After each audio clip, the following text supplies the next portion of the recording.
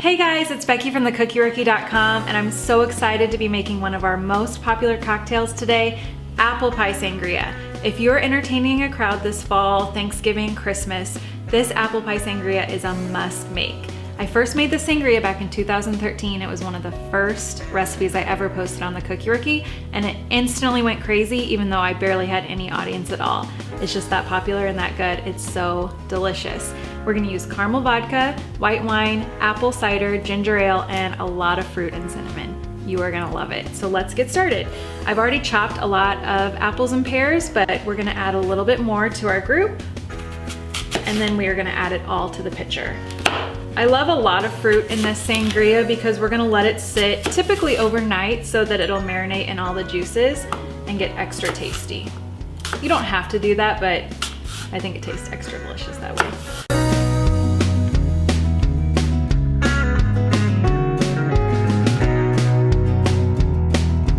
I love the flavor that pear adds to this sangria. It's a little bit different, it's so fall, it's really delicious. Okay, once you have all your fruit chopped, I'm gonna put a lot of it in the pitcher. I'm halving the recipe today because my pitcher is not as big as what I would normally use for serving a crowd, but we like a lot of fruit in this sangria.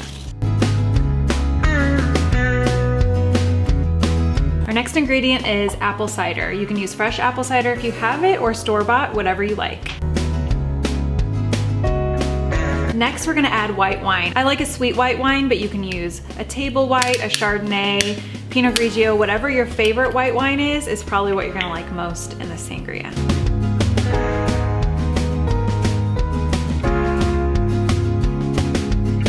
Next, we're gonna add caramel vodka. You can use apple pie vodka, and I actually have a great homemade recipe on the Cookie Rookie, or caramel vodka.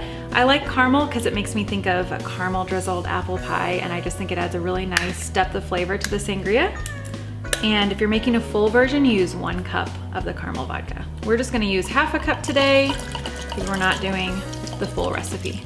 Top with cinnamon sticks, and we're gonna let this chill in the fridge for about an hour before we serve.